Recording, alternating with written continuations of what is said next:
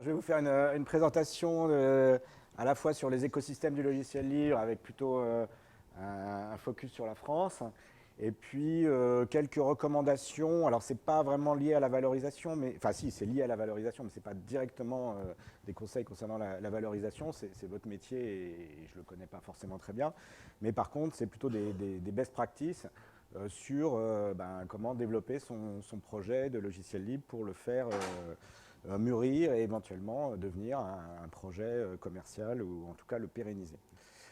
Euh, donc le contexte général, quand on va étudier la dynamique des acteurs, c'est que le développement, que ce soit académique ou que ce soit par des gens qui font ça par pur intérêt personnel, ne va pas forcément, ça peut arriver, mais ne va pas forcément aboutir à des produits industrialisés qui répondront à des vrais besoins du marché.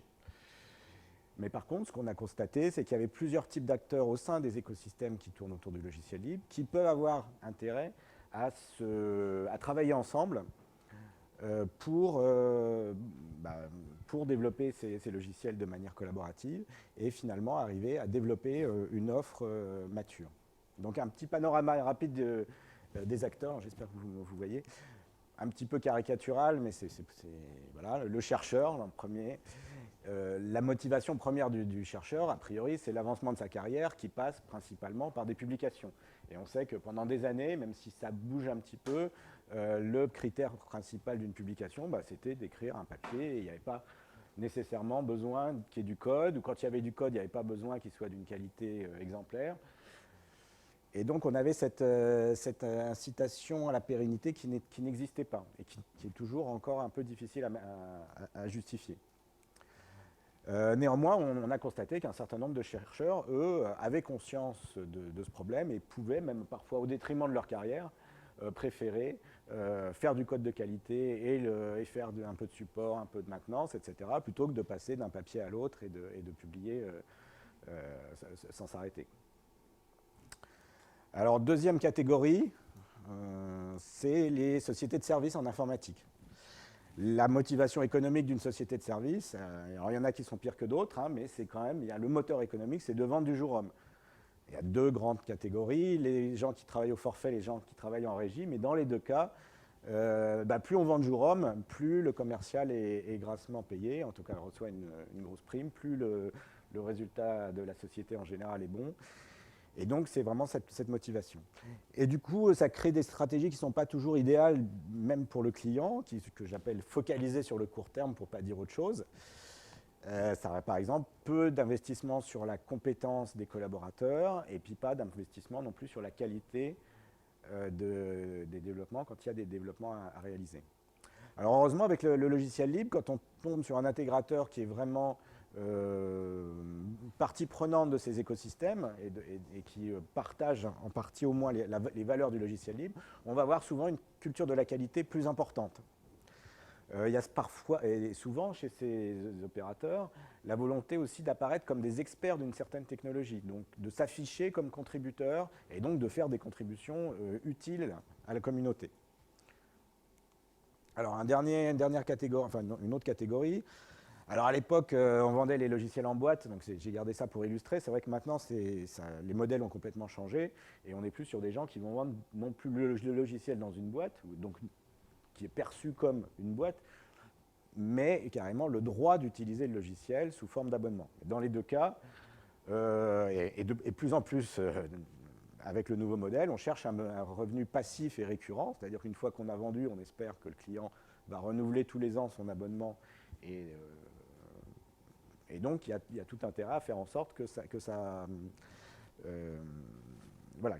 se renouvelle. Les éditeurs également vont avoir tendance à collaborer avec des intégrateurs parce que en France, traditionnellement, et même d'un point de vue pratique, si on veut mettre en œuvre une technologie dans le cadre d'un système d'information d'entreprise, il faut qu'elle se connecte avec d'autres logiciels existants dans le système. Donc il y a une phase d'intégration. Mais il y a aussi le fait que les éditeurs, et notamment les petits éditeurs, sont souvent obligés de passer par des intégrateurs, et souvent des plus gros intégrateurs, pour avoir la possibilité de parler aux grands comptes. Voilà, l'éditeur, il a cette différence avec l'intégrateur que lui, il va avoir une démarche qualité qui est quand même focalisée plus sur le moyen et le long terme. Parfois, on va effectivement avoir besoin de sortir très vite une version de démo pour, comment dire, pour aller plus vite que les concurrents, mais il y a quand même un moment, il faut faire de la qualité si on ne veut pas que le client s'en rende compte et si on veut que sur le long terme, on ne dépense pas plus d'argent à maintenir une version qui a été faite à la va-vite plutôt que de faire quelque chose de propre dès le départ et ensuite que la maintenance soit beaucoup moins onéreuse. Et dans le domaine du logiciel libre, il existe aussi un métier d'éditeur. Et dans le monde de l'édition traditionnelle, on a souvent des acteurs qui émergent en position dominante. On a eu Microsoft, on a eu Oracle, SAP, enfin vous connaissez ces gens.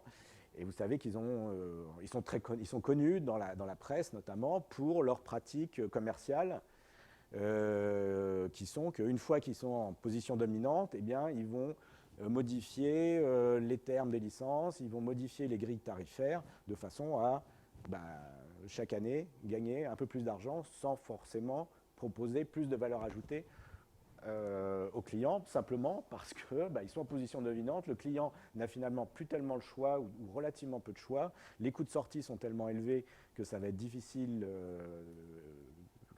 qu'il vaut mieux encaisser la différence de prix, on ne va pas l'encaisser au sens la mettre dans la caisse, mais l'encaisser le choc de l'annonce de la différence de prix, plutôt que d'aller voir un concurrent plus petit et dont la pérennité est incertaine.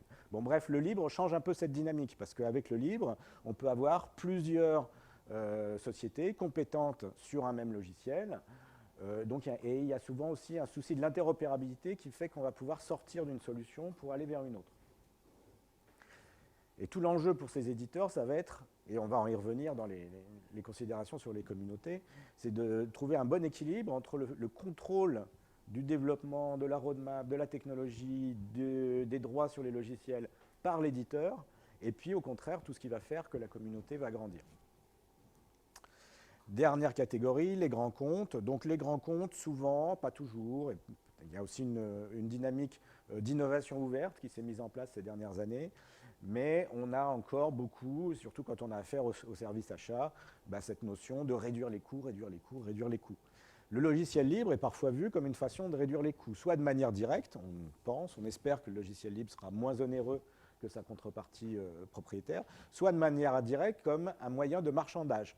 Ah, monsieur Microsoft, si vous ne nous faites pas une petite réduction, eh ben on va renouveler notre parc et on mettra LibreOffice à la place. Bon, ça a marché parfois, un petit peu, mais au final, je ne pense pas que ce soit une stratégie gagnante.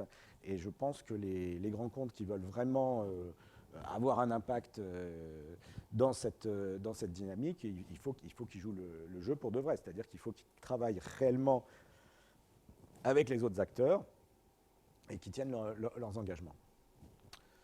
Alors la dynamique de la relation, donc souvent, un éditeur de logiciels libres va être incité à travailler avec un intégrateur pour répondre notamment à un appel d'offres. Donc ça, au départ, ça peut se faire de manière très ad hoc.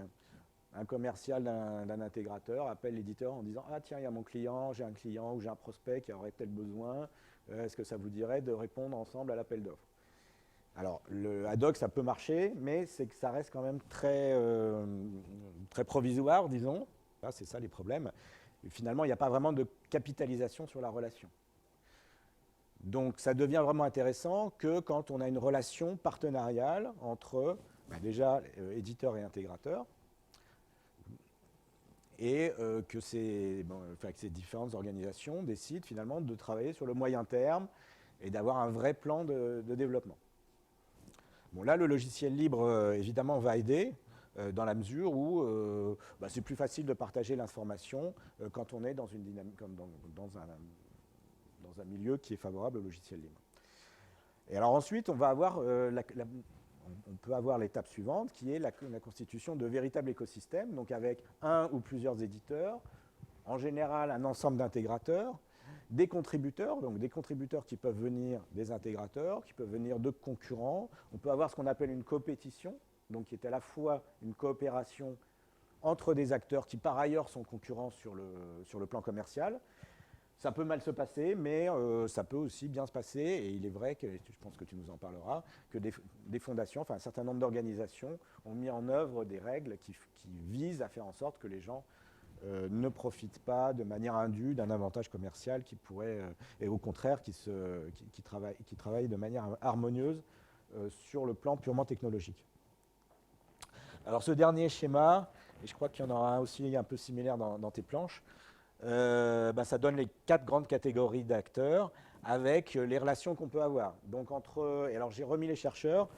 Donc les chercheurs, bon, on a parlé de valorisation, ça peut être de l'essaimage par exemple. Donc un chercheur qui carrément monte une boîte avec l'accord, ou enfin, souvent en partenariat avec son institution pour devenir éditeur. On peut avoir aussi des démarches de co-innovation, donc des chercheurs et des éditeurs qui travaillent ensemble, notamment sur des projets collaboratifs pour développer une technologie. Partenariat, on en a parlé, c'est l'idéal entre un éditeur et un intégrateur. Et puis les grands comptes, donc comme je le disais, ils sont souvent plus en contact avec les intégrateurs qu'avec les éditeurs, même si c'est quelque chose qui peut changer dans certains domaines, notamment dans les domaines où l'innovation est la plus rapide. Et puis, on a une relation directe quand même souvent de l'éditeur avec le grand compte sur le plan marketing et en retour dans la démarche d'innovation sur le fait que le grand compte va remonter ses besoins en direct à l'éditeur sans passer par l'intégrateur, de façon à ce que l'éditeur fasse évoluer sa roadmap. Voilà. Alors, un exemple d'écosystème d'innovation ouverte, le groupe thématique logiciel libre du pôle systématique, qui met en œuvre ces principes, puisqu'on va y retrouver ces 4 catégories d'acteurs. Donc c'est un groupe thématique au sein d'un pôle de compétitivité. J'espère que vous connaissez un petit peu au moins ce que c'est qu'un pôle de compétitivité.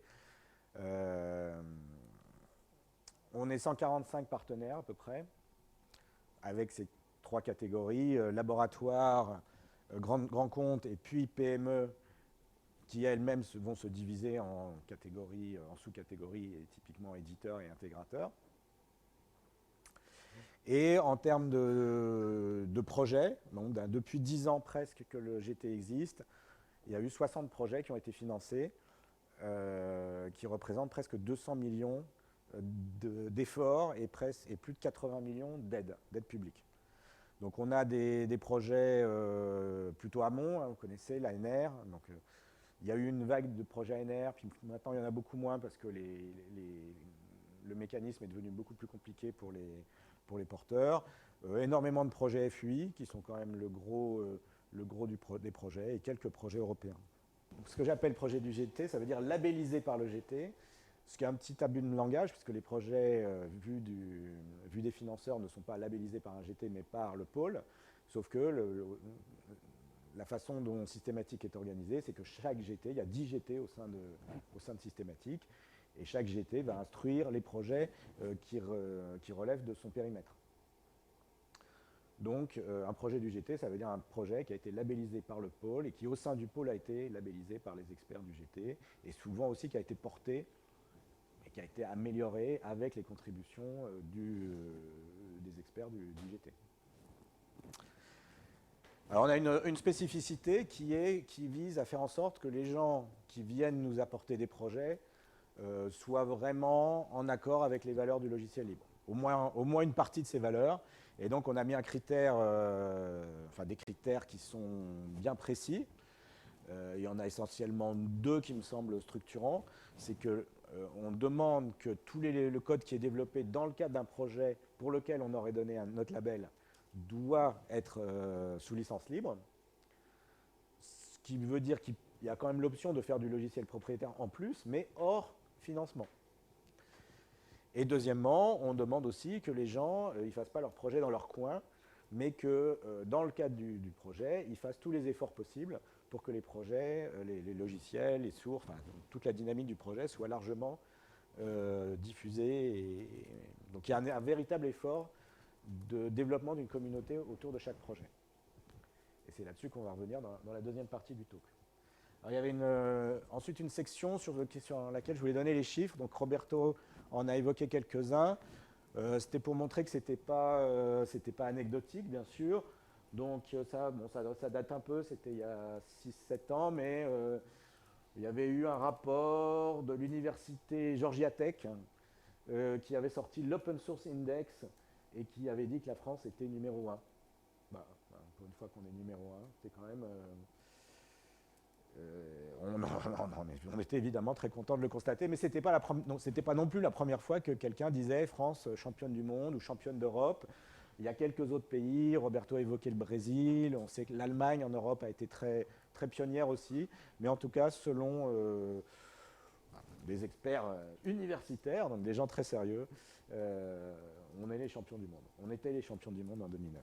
Ça a pu changer, mais alors maintenant les chiffres.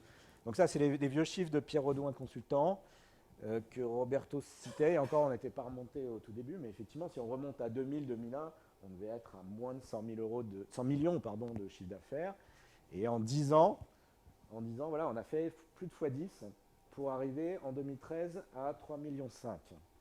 Et puis ça a été renouvelé, il y a une nouvelle étude qui a été publiée en 2015, où là on avait cette estimation d'autour de 4 millions, 4 millions en 4 milliards, pardon, 4 millions, oui, 4 milliards en 2015, et des prévisions de croissance que vous voyez là, et donc qui aboutissent finalement à un quasi-doublement en 5 ans. Donc forcément la croissance elle diminue, hein, c'est un phénomène physique.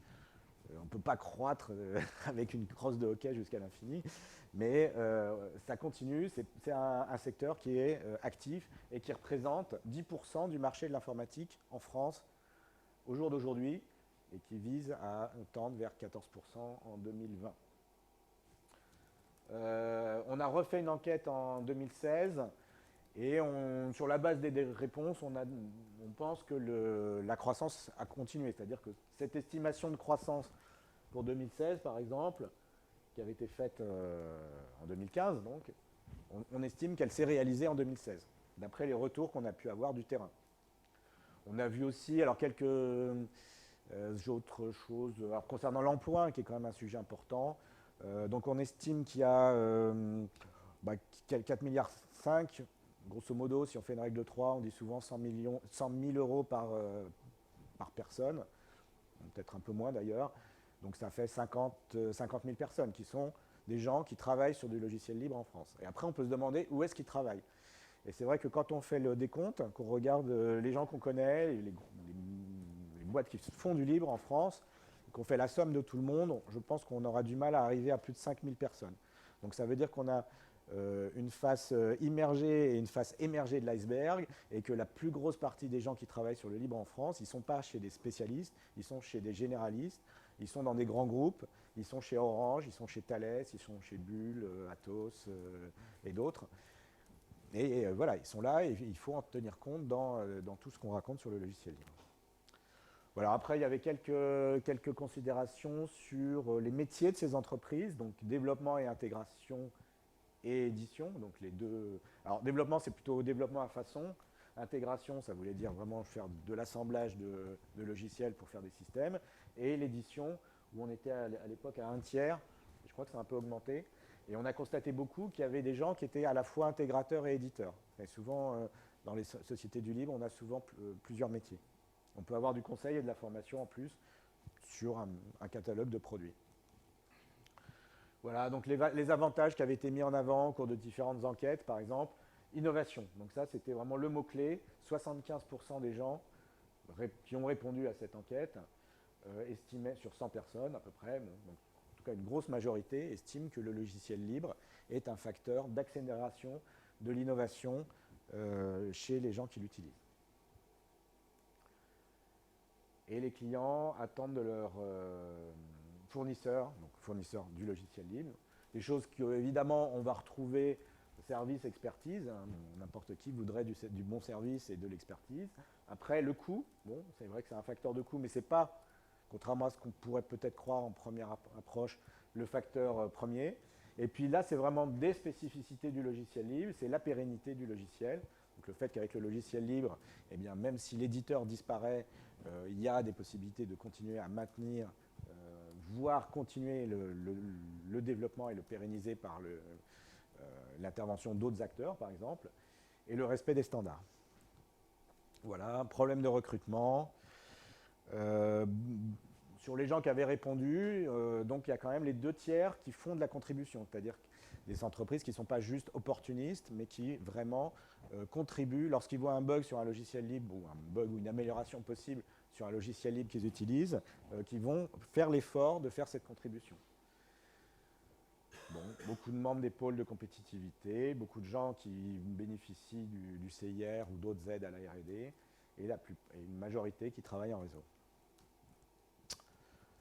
Voilà, ça c'était les menaces, ça date d'il y a 3-4 ans, mais bon, on a toujours un petit peu les mêmes soucis. Les formations qui sont, l'offre de formation qui est, alors, il y a des spécialistes, mais chez les généralistes, l'offre n'est pas toujours pertinente. Les collectivités moins appliquées. Le modèle économique, donc ça c'est vrai, c'est la question, l'une des questions les plus cruciales, c'est la complexité des modèles économiques d'éditeurs. Et puis le fait que plus le marché grossit, plus on voit rentrer des acteurs qui n'étaient pas forcément, qui n'adhèrent pas forcément à 100%, voire pas du tout pour certains, aux valeurs du logiciel libre. Voilà, donc ça c'était la partie panorama. J'espère vous avoir présenté des choses intéressantes. Et là, on va rentrer un peu plus dans l'opérationnel. Bon, quelques considérations sur comment développer sa communauté, quelle stratégie adopter. Alors ça, c'est des illustrations assez connues d'une dame qui s'appelle Cathy Sierra, qui était assez connue il y a une dizaine d'années, qui malheureusement a essentiellement arrêté de communiquer parce qu'elle a été victime de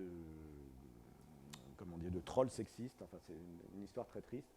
Mais en tout cas, donc, elle sortait sur son blog des petites illustrations sympas comme ça. Et on donnait le choix entre, pour faire connaître son produit, est-ce qu'il vaut mieux dépenser plein d'argent ou est-ce qu'il vaut mieux essayer d'expliquer aux gens comment utiliser le produit? Bon, la réponse est évidente. En termes de retour sur investissement, il vaut mieux faire des efforts d'éducation plutôt que simplement payer des doubles pages dans les magazines informatiques. D'ailleurs, il n'y a plus de magazines informatiques maintenant, ou presque plus. Mais alors, avec une petite nuance que je voudrais apporter, parce que ça date d'il y a 10 ans, et maintenant, on constate que finalement, pour arriver à faire ça, il y a besoin de ça. C'est ça le problème, c'est que il faut payer des gens pour faire de l'évangélisation, pour faire du technical writing, pour être partout sur les conférences. Donc c'est pas si binaire que ça. Et par contre, ce qui est clair, c'est que la plupart des gens du marché, les startups, ont adopté ce modèle. Hein, donc il ne faut pas le négliger. Et une deuxième remarque, c'est que comme je m'adresse à des gens du milieu de la recherche, recherche, enseignant-chercheur, effectivement, l'enseignant-chercheur, même si au CNRS, on n'est pas forcément enseignant, mais il y a quand même une notion de communiquer, d'être capable de communiquer les résultats. Un enseignant-chercheur ou un chercheur, et il a un avantage concurrentiel là-dessus, hein, Teach. Donc, c'est peut-être un atout pour les chercheurs. C'est une capacité, à condition de la développer et d'être capable d'aller au-delà de simplement la sphère académique, mais d'être capable d'expliquer des choses à un public plus large. Et on peut avoir un avantage concurrentiel du chercheur.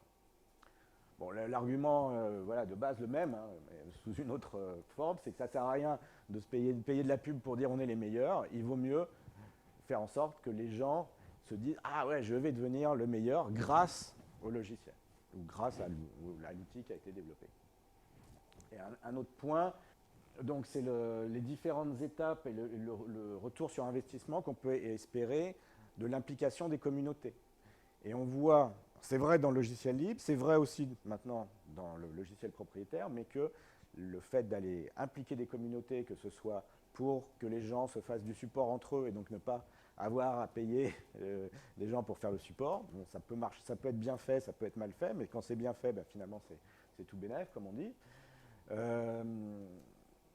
Jusqu'à l'étape ultime qui est quand même la co-construction, le co-design du logiciel en impliquant les communautés d'utilisateurs. Voilà, donc un petit résumé. Pourquoi créer une communauté? Pour avoir un retour des utilisateurs, pour avoir des contributeurs, des gens qui vont coder dans votre base de code, encore mieux, pour améliorer la qualité, donc détecter les bugs, éventuellement les corriger, et puis pour faire du marketing. Donc on peut appeler ça du buzz, de l'évangélisme, de l'évangélisation. Voilà. Alors, un modèle d'adoption, il y en a plein. Moi, je me suis dit qu'il fallait faire un papier sur la maturité. Ça, c'est un modèle de maturité du logiciel libre.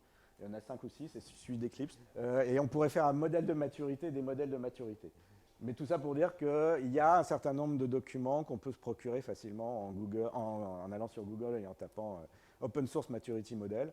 Et ensuite, il n'y a plus qu'à dérouler, en tout cas essayer de comprendre et d'avancer pour aller dans le cadran du haut, qui est évidemment beaucoup mieux que le cadran du bas. Alors la stratégie pour un éditeur, on va parler de licence, de propriété sur le code, et puis du modèle de développement. Et on n'aura peut-être pas le temps de parler des modèles de revenus, mais voilà. Des conseils très pratiques. Il y a parfois des logiciels libres développés par des chercheurs ou des instituts de recherche où le site web, on se dit ouais, c'était bien en 1998, mais là on est en 2017, il faudrait peut-être que ce soit un peu plus moderne. Voilà. C'est juste, ça donne une image, et l'image, bon, c'est quand même important. Il faut être capable de parler de son logiciel à des non-spécialistes, sauf si c'est vraiment un logiciel qui s'adresse que à des spécialistes, et encore. Donc il faut être capable de pitcher en quelques lignes, parce que les gens, ils zappent d'un site à l'autre, et s'ils n'ont pas compris en quelques minutes, il y en a très peu qui vont rester. Et puis il faut faire du marketing de base, c'est quoi les features, c'est quoi les bénéfices qui vont avec. Moi, ce que j'aime bien, par exemple, c'est cette approche de, en anglais, progressive disclosure, donc on explique, mais petit à petit. Donc on fait une explication en 1 minute, vraiment le pitch minimal, une explication en 5 minutes, un petit peu plus détaillée, et puis après on commence à expliquer plus en détail pour les gens qui ont le temps de passer 1 heure à lire un texte, à essayer de vraiment comprendre ce que fait le logiciel. Il ne faut pas un site qui a l'air mort, où on a l'impression qu'il ne s'est rien passé depuis 3 ans. Donc il faut montrer qu'il y a de l'activité, il faut montrer qu'il y a des commits sur le code, il faut montrer vers quoi on va, donc la roadmap. Il faut qu'il y ait de la doc, il faut qu'il y ait... Alors la doc, on peut la faire de plein de façons différentes. Il y a des gens qui vont préférer regarder des slides, il y a des gens qui vont préférer lire du texte classique, il y a des gens qui vont bien aimer les animations vidéo, donc les screencasts. Et c'est vrai que ça demande des ressources de faire tout ça, mais en tout cas, c'est des choses qui sont indispensables. Et le code, alors là encore, il y a, les meilleures pratiques évoluent en permanence. Et il faut quand même faire le minimum, c'est-à-dire que l'application, si c'est quelque chose qui a une chance qui doit être compilé et installé, il faut que la procédure de compilation et d'installation soit la plus simple possible. Donc, ça peut être taper 3 commandes, configure, make install, parce que c'est quelque chose d'assez traditionnel. Maintenant, pour d'autres technologies, il y a d'autres façons de faire. Il faut aussi respecter les standards et les bonnes pratiques. Si je fais du Python, il y a certaines choses à faire. Si je fais du Ruby, ça sera autre chose. Si je fais du C, ça sera make install. Indispensable, mais vraiment indispensable d'avoir un fichier README. Et le fichier README, c'est peut-être le point d'entrée. Si on n'a pas un bon fichier README, voilà, les gens ils vont pas comprendre. Il y a 2 points d'entrée souvent sur un projet open source. Il y a le site web quand il y en a un, et puis il y a la base de code. Et la première chose qu'on regarde dans la base de code, c'est le fichier README. Donc il faut quand même faire l'effort qu'il soit super clair et engageant. Et alors après, tout ce qu'on peut faire, c'est vrai que ça demande des ressources humaines phénoménales. Aller à toutes les conférences, organiser des workshops, alors faire ce qu'on appelle des sprints, je ne sais pas si ou hackathons, les 2 mots sont employés. Vous connaissez maintenant, oui, c'est devenu très populaire les hackathons. Donc on organise une séance, on fait venir des gens, on leur dit travaillez avec moi sur mon logiciel, vous gagnerez un iPhone, enfin un truc. Ça peut être un peu galvaudé, c'est même devenu assez galvaudé, mais ça. Par contre, si c'est organisé dans un bon esprit, ça peut avoir un succès très important, parce que l'intérêt, c'est de faire venir des gens dans votre communauté, de les entraîner à contribuer, aussi de créer du lien social, pas uniquement sur Internet, mais en présence physique. Bon. Donc ça, c'est pour les développeurs. Et puis pour les gens plutôt business, ça va plutôt être le côté club utilisateur. Voilà. Alors, point suivant sur la gouvernance. Il y a plusieurs modèles de gouvernance. Enfin, moi, j'en vois essentiellement 2, ou alors pas du tout de gouvernance, mais si, il y a toujours une gouvernance. Soit c'est le vendeur, donc les gens qui développent le logiciel, et donc l'institution, quand on est dans un un logiciel pas encore commercialisé, disons, ou la société quand il est développé par une société. Là, il n'y a pas vraiment forcément de grosses spécificités par rapport au logiciel propriétaire. C'est bien d'avoir un club utilisateur, par exemple, ouvert. Voilà, il y a ce débat entre le contrôle et l'ouverture. Si on veut être complètement ouvert, on va plutôt aller vers quelque chose de communautaire. Et si on veut au contraire avoir 100% de contrôle, on va faire du propriétaire, on ne va pas faire du logiciel libre. Donc il faut trouver un bon équilibre. Et l'équilibre, c'est souvent, d'une part, oui, d'avoir un club utilisateur et de faire en sorte que les gens du club utilisateur ne soient pas juste là pour dire amen ou à ce que propose le vendeur, mais qu'ils soient vraiment là pour challenger le vendeur quand il y a des problèmes, et puis simplement juste donner des idées d'évolution quand il n'y a pas de problème. Et pareil, d'avoir un advisory board ou des choses comme ça pour donner un peu d'indépendance à la roadmap. Et après, donc là tu nous parleras beaucoup plus en détail de la fondation Eclipse, qui est un modèle similaire à d'autres fondations, où là on a une communauté indépendante à laquelle on a donné le logiciel. Et donc c'est cette communauté, cette fondation, qui est l'entité juridique qui contrôle finalement le développement, mais même la propriété sur les droits d'auteur. Alors le modèle de décision, finalement quel que soit le modèle, et ça peut être même en interne à une entreprise, hein, on a souvent une notion de hiérarchie. Donc dans certains modèles, on a une personne qui est la personne qui porte le logiciel. C'est vrai pour certains langages de programmation, par exemple, ce qu'on appelle le BDFL, Benevolent Dictator for Life.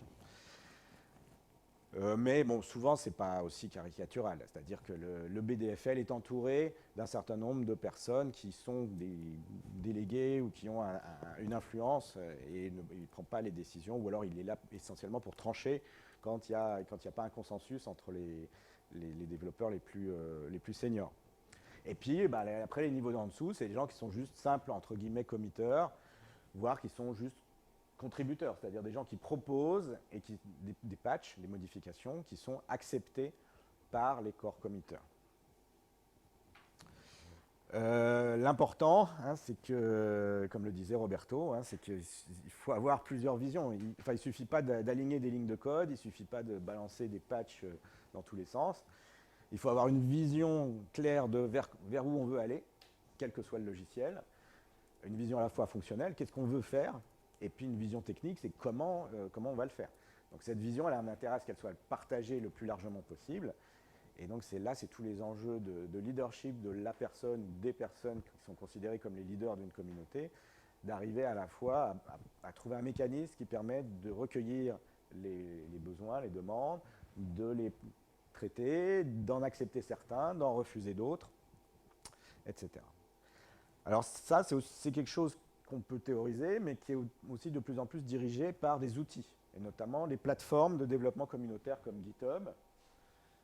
Je cite le modèle C4 de Peter Indians, qui est un monsieur qui a beaucoup travaillé sur ces questions, qui malheureusement est décédé l'an dernier, et qui a laissé une sorte d'héritage. En gros, il a développé un certain nombre de projets open source, dont un qui a eu énormément de succès, qui s'appelle 0MQ. Et se sachant très malade d'un cancer, il a tout fait pour que son projet soit pérennisé par le fait finalement de mettre en place un modèle qui permet au projet de continuer sa vie avec des contributeurs. Et c'est un modèle très ouvert. Alors, on peut avoir des modèles plus ou moins ouverts.